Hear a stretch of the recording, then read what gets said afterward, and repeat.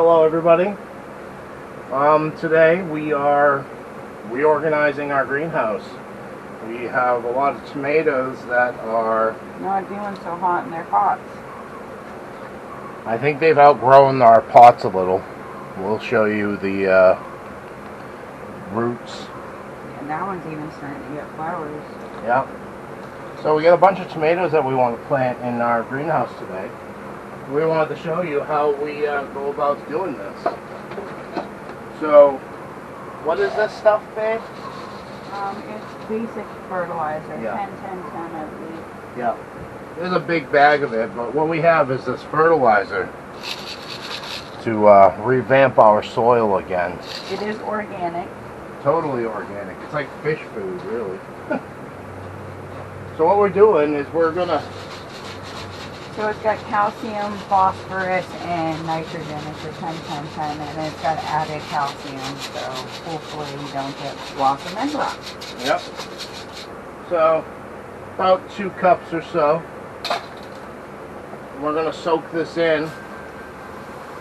We're also gonna mix it up as well. Mix it in really, really good.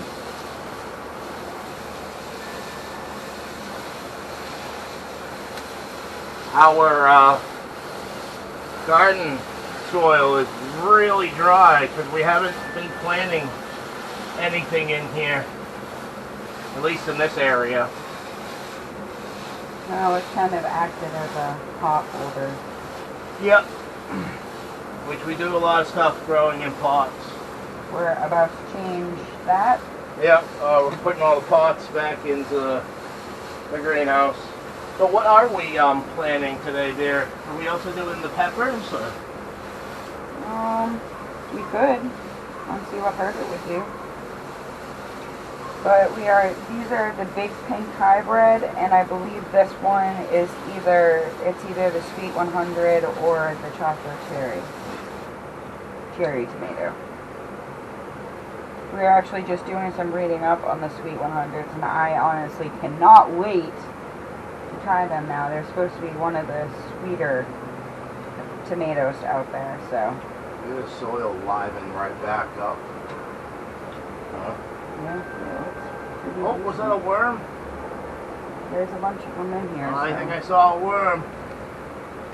They would be deeper anyway. So we are doing the 10-10-10, but after we get them planted, and because they're looking so wilty today, I'm going to do a liquid feed on top, which we use fish emulsion. We try to stay as organic as possible because, in my opinion, if you're growing at home, you're trying to also eliminate the harsh chemicals and stuff that the big farms use. Not saying it doesn't work, and if it's your preference, I hold nothing against you, but... Well, it may be more necessary with larger farms.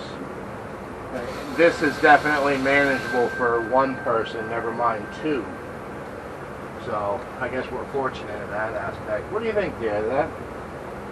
So, the tomatoes in here in 2020 did overwhelmingly well.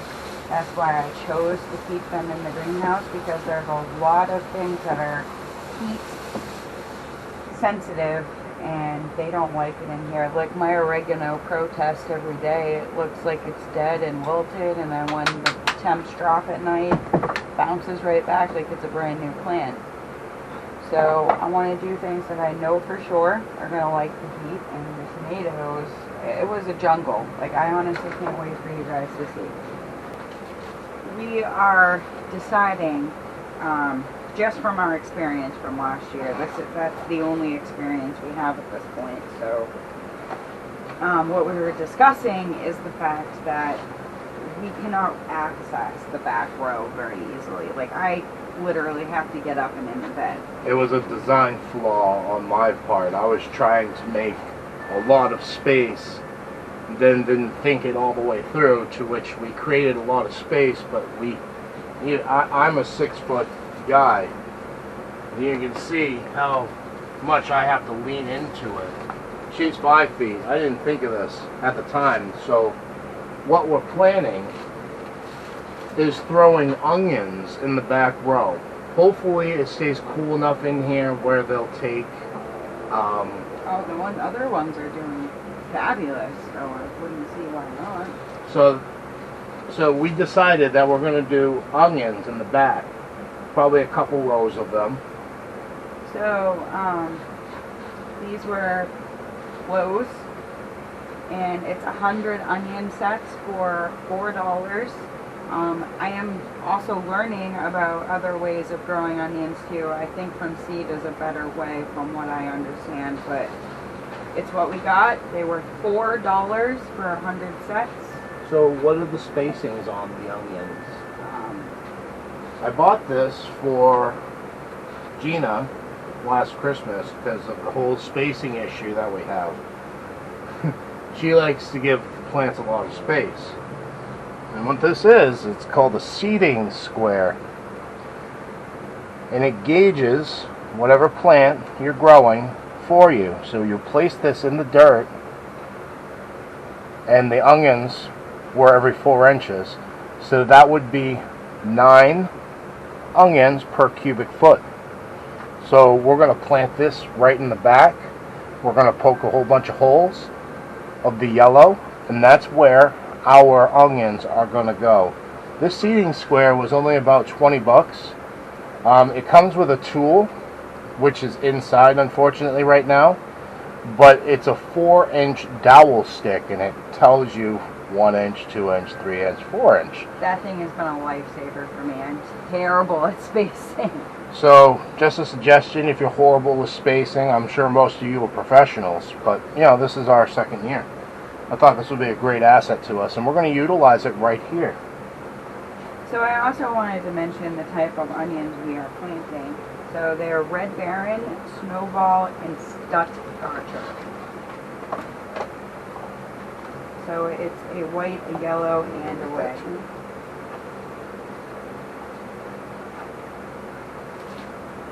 So like I said, I gotta get up and in the bed, so I'll do that while Chris is collecting things. Not the most convenient, but it works. At least for now, while I'm still kind of young. So there is a tool that comes with this. I think that's what Chris was looking for. Here I am, and I'm going to show them. So this is the tool I was talking about. It says, 1, 2, 3, 4. And on the very end, it has a little scoop. The scoop isn't very handy, I find, but the measurement tool is amazing. Oh, it's really good for a small, very small seed. Okay, so there you go.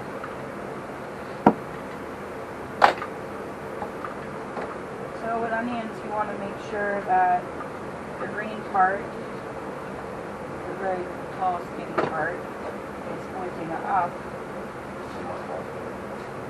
Yeah. You want just the green ones? And you don't want to plant them that deep. That little nub right there, you don't want to. That's a beauty right there.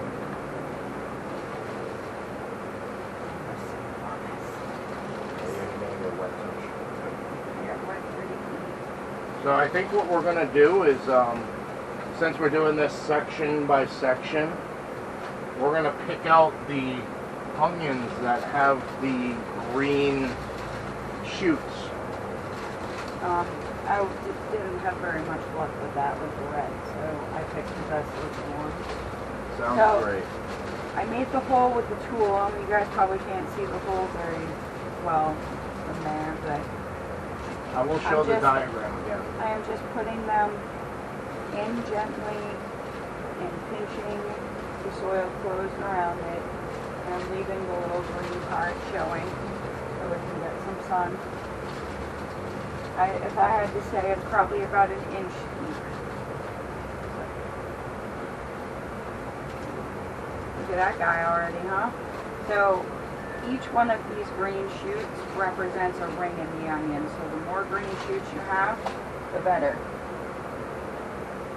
So I'm just alternating these. So just to repeat what we're doing, we pressed this in the soil over there, and we pressed holes. What'd you do, 2 inches? About 1 inch. So about an inch, inch and a half in all of the yellow holes.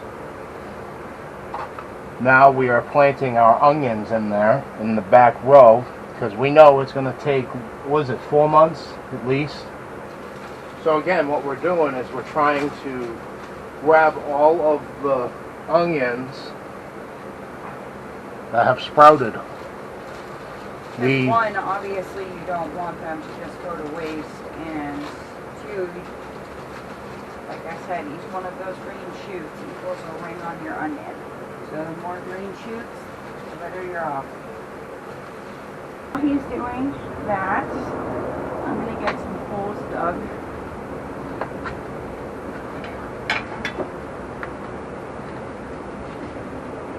Our tomatoes are not a huge fan of onions, so we're going to go up here with my tomato plants, and then maybe my peppers in the middle. Like I said, I'm still experimenting, still trying to grow with my plants. So you want to put the cage in and then plant around the cage? Yeah.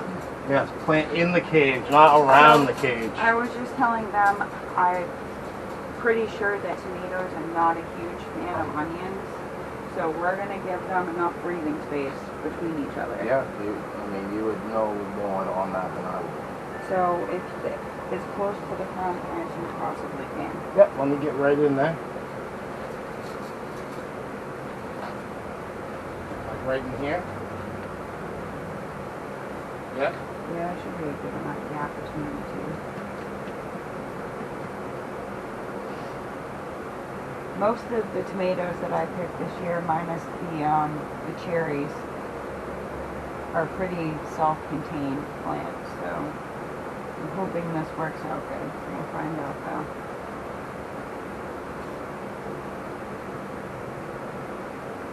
though. Next one. How many? We got 3 for now. 3? Just 3? Yep.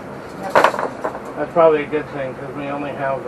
Well, we have a very abundant amount over here. They're not ready to come up. They do not have their second set of leaves. Once they have their second, maybe even their third or fourth, I'll put them in the ground, but not yet.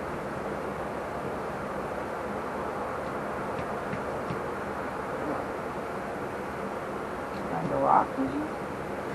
Well, remember those pallets are under here.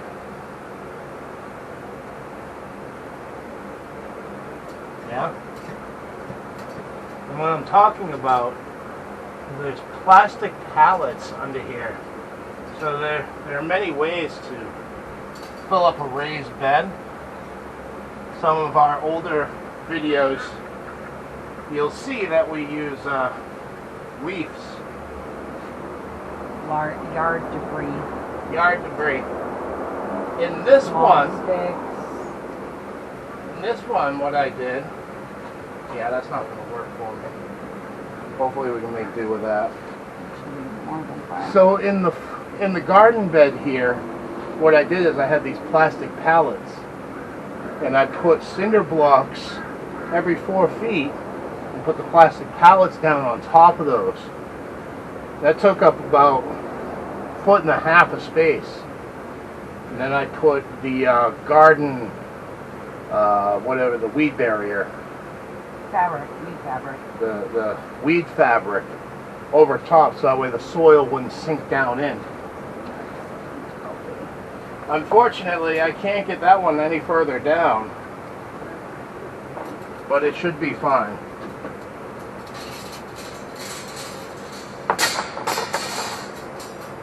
And we now have a third. There we go.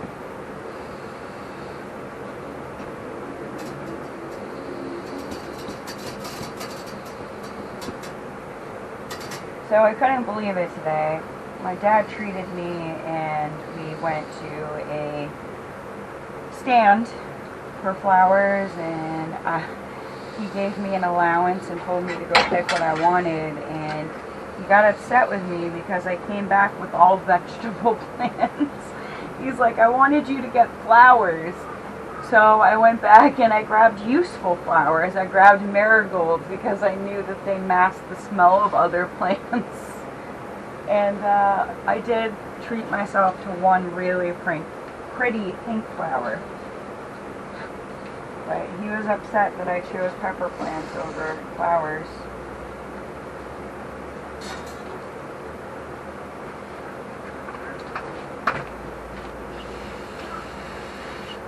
All right.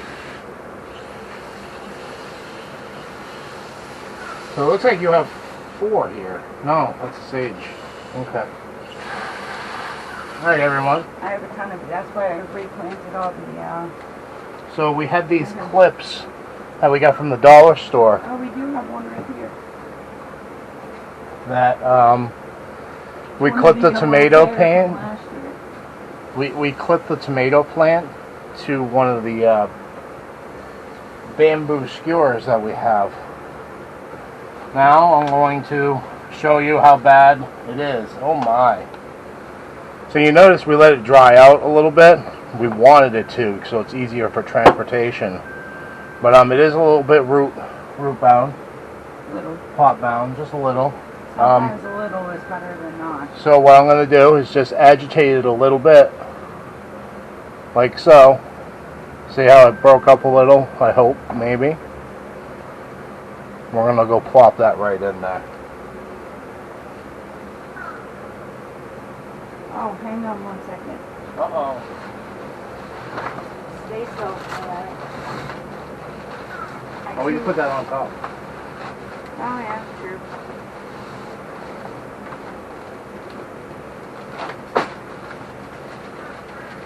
Wanted to add a little bit of compost and manure to it. Trying to give everybody the best. Can I have that skewer again? No, we'll switch. Throw some of that right on top.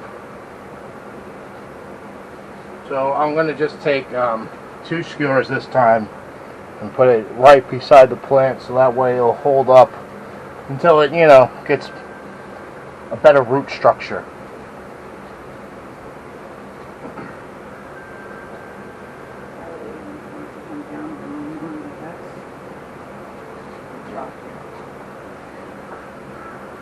I got a thumbs up from Wifey.